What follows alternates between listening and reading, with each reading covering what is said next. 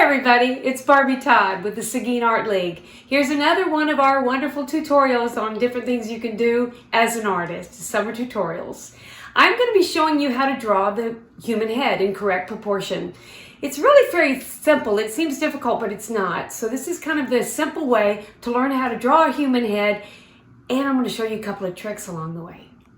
Okay, just to show you, I have done some work with portraiture. This is a few of my soft pastel pieces. I really love the human face. Everybody's different. Proportions can change, so I'm going to kind of show you the generic way to do a head facing forward. But there's always little differences, so you have to look for that. All right, so what you're going to do is get a good pencil. I like these drawing pencils. This is a Derwent. It's a 2H. Works very well. I like a Magic Rub Eraser, and you can see I've used this one quite a bit. So what I've got now is I'm going to start out and I'm going to draw myself a vertical line down the page. I'm going to do, like I said, full frontal view, just a vertical line. Then you're going to want to make a circle. Just starting at the top, and you can softly, don't try to do a straight line. Just kind of roll it till it feels right, and then a little more pressure when you get there. I'm going to kind of throw that around. I have this little trick I used to teach my high school students that always made it easier for them to draw circles. I'd say if you know your circle's going to be this tall, then take your fingers, use your pinchers, this is what I call them, pinchers, and roll them and see if it's about right. And this is about right. It doesn't have to be perfect. Like I said, all heads are a little bit different, but work with that circle. Then what you're going to do is you're going to take this circle and you're going to cut it in half. Just a little line about halfway. Use your pinchers just to double check you're in the right place, or you can measure with them. And then you're going to break it into fourths. So you can see I did that. So we've got 1, 2, 3, 4. Take 3/4 of the circle and repeat it at the bottom. So I'm taking 3/4 of the circle. You can see that's my last fourth. And I'm going to repeat it at the bottom. And I'm going to do another circle. Now notice this one will be smaller. But I'm going to do a circle on this part also. And this is actually going to be the shape of your human head. The smaller circle, again, it is centered. So after you've done that, you want to label. So what we're going to do is we're going to just pull over here. You don't have to do this on your real artwork, but just to get you going, you're going to put these little lines out here. This is, of course, going to be the top of the head. This right here is going to be your roots of your hair. So we're going to call it the hairline, but it's just where the roots start to work. And again, it depends on how old you are, if you have a receding hairline, etc. But that's kind of where it is. This is the center. It's not going to have a notation. Then this one right here is going to be the entire center of your head, and the eyes go in the exact center if they're facing forward. So you'll note that's the halfway mark. So this is going to be your eyes. And then as you drop down from there, you can see that this is 1/3 of the way down. Well, this is going to be where your nose is. The bottom of the nose will go here. And this just helps you when you first start learning how. Then what you'll do is you'll take this last section here, which is 2/3 of the bottom of the circle, and you're not going to divide it in half. You're going to divide it in thirds. So again, if it helps, use your little pinchers, or you can use your pencil to do the measurement, but you want to get 3 times here. You want to divide it in thirds, and that top third right there, that top third is going to be your lip line, and that's your head. So what you're going to want to do now is you're going to kind of roll around and finish your circle. Let them gather together. And again, some people have more of a square face, so the circle may come out a little bit. But like I said, this is kind of our generic circle. Now you're going to start with the eyes. What's interesting about eyes, if you right now take your pinchers and put them between your eyes and then step over, you'll see that the inside between your eyes is exactly the same width as an eye itself. So I'm going to take this line and I'm going to divide it in fifths. Let me show you. I'm going to come over here and I'm going to guess from the center line, this is about 1/5. Then I'm going to take that and I'm going to split it again. I'm about right. You see from here to here, here to here, here to here, and then here to here. So I've got it in fifth, okay? By doing it in fifths, I now have an opening between my eyes, and I have 2 eyes, and then I have another eye before you get to the ear. So I've actually gotten into fifths. So I'm just going to kind of place them very gently, and the eye itself is the shape of a football. So here's the spacing between the eyes. Hopefully you can see that all right.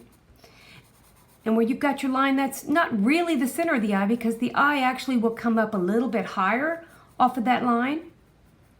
and then it'll drop not as far. So you can see that that line is not dead center because it does pick up farther. So I'm just going to very, very simply and quickly for time kind of show you that this is where the eyes fit. And you always want to do them at the same time, because if you try to do the left eye later, it's just going to be hard to get it the right shape. So you can see how those eyes sit right now.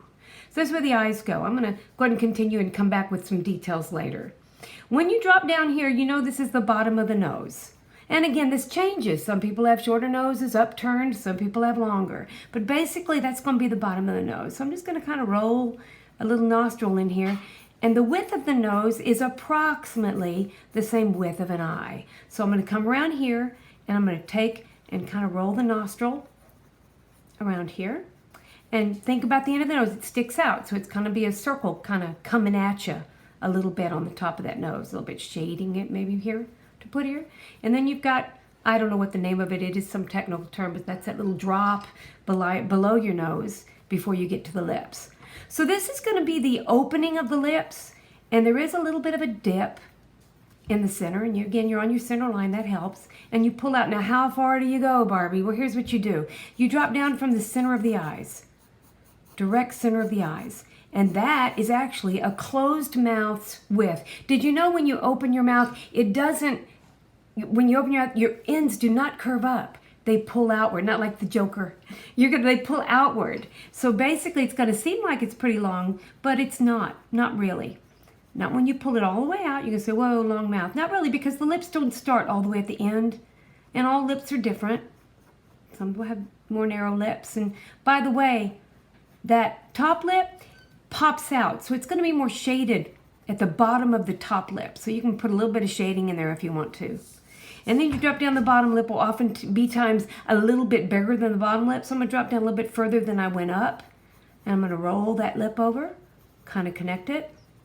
And then have a little shading, but not very much. So we're just going to basically show you that that would be where the mouth goes.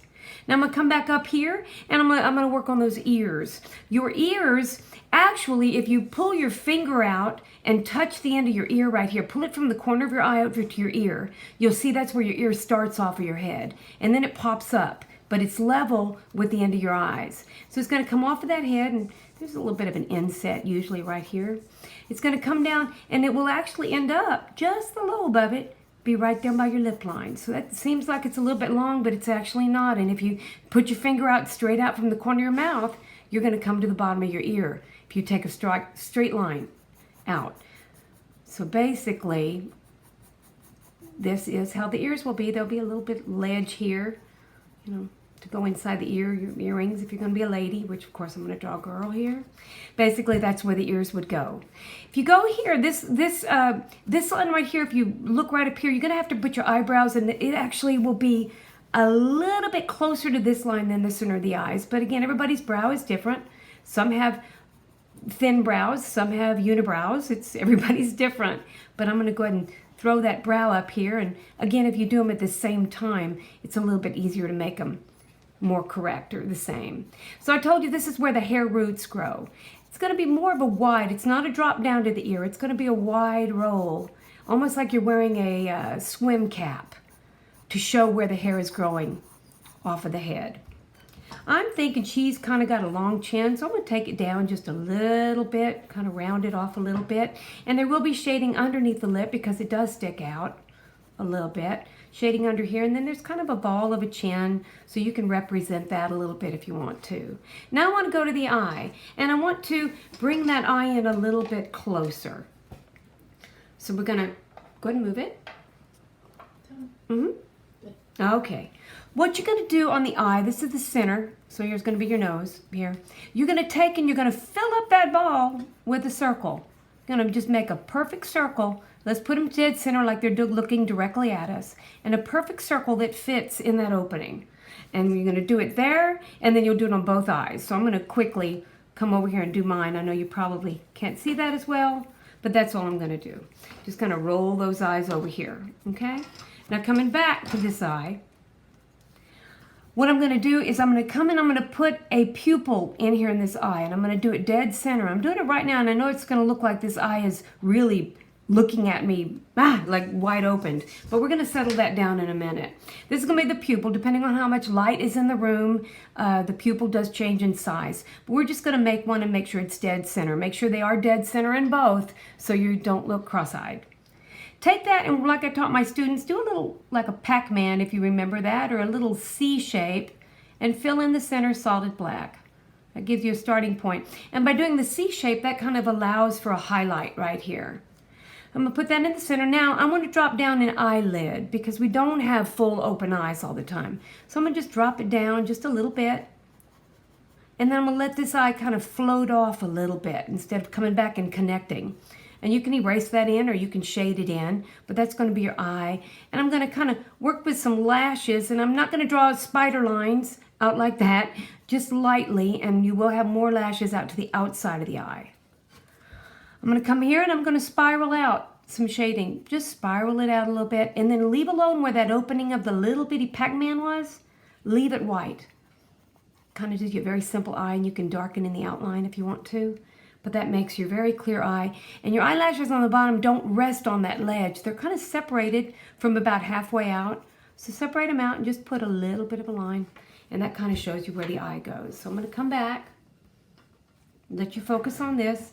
And come on back over here and very quickly, I'm going to make it a little bit bigger.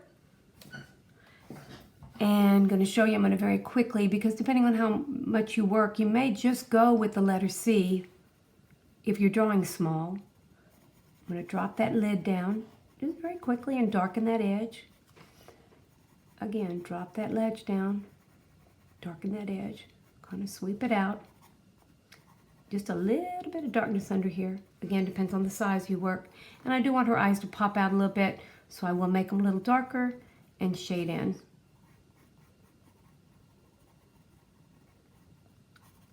So here she comes. Alrighty, so she's looking better now. I'm going to kind of draw some lines. And always when you spiral out on your mouth, you want to spiral those lines in and out like this to make it look like the cracks that happen naturally in our lips.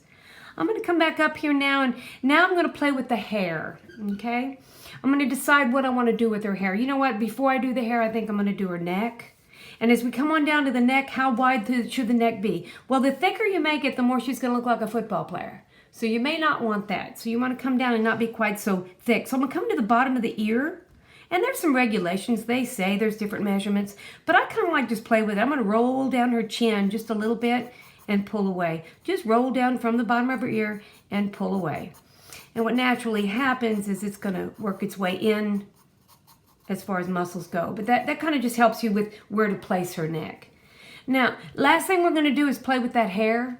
And you'll notice this is a skull cap. If you think about going swimming, wearing the skull cap, it's tight. It pushes your hair down to your skull. That's not where your hair naturally lays. Your hair will actually extend up off the cap of your head just a little bit. Now, if a guy has a real short haircut, he's high and tight, it may not. But if you do have hair on the top of your head, if you put your hand on top of your head and as soon as you touch hair, press down. If there's a little bit of give, make sure you've got a little bit of space here so you can add hair. Hair will start on this root line, so you can decide what you want to do here. If it's going to be bangs, it might be doing something like this. Coming from that hairline, coming down. Maybe it will cover the ear, flow down. Remember, do a little bit of that. Let that come in, and maybe do some erasing. But you can see that the hair, and it will come up. Again, you're growing off the hairline. Maybe there's a part there. Maybe there's not. Might go different directions. But you always want to keep it natural. Let a few hairs straggle. Kind of makes it look more natural. Maybe she needs a good brushing, but basically that's it. And then you want to get up here, back up underneath. And I am using an H pencil, so I'm not getting a lot of darkness. But you want to press dark in here because, again, that's showing distance. You want to push that in. Of course, she may have super tight hair. So I tell the kids, do C's, the letter C. And you can work the tight hair to get your curls, like that. Or maybe she's got it pulled back. If she's got it pulled back, I'll go ahead and erase this as she gets all these fancy hairstyles. If she's got it pulled back, then it's going to come back up and out in this direction. You can see how I'm following her hair, the way her skull is working. And I'm just going to keep going. And when I get to the top of where I think her hair is, I'm going to start to curl it over. And you can see by doing that it's starting to look like she's got her hair pulled back. And that's always going to be from the hairline. Sometimes there might be a widow's peak right here, sometimes not, but her hair could be pulled back that way. She may have a ponytail showing up over here. So basically, just to show you, I added a little bit of shading to this one. Just starting a little bit to see what you can do. Shading is always good there's a lot of things you can use. I tend to be happy with my end of my finger to kind of get shading. And you can think about where it's stepping back and where it's stepping forward. The top of the cheeks stumps forward, so you want to make sure they stay fairly light. But this is going to be a little bit darker coming in here. And again, if you use your finger, it's already getting dirty, so you can continue with that and just kind of get yourself some shading going. So basically, this is very, very simple, very short, but everybody should be able to draw a human face, and this is a good, simple starting way to do it. So thank you very much for watching.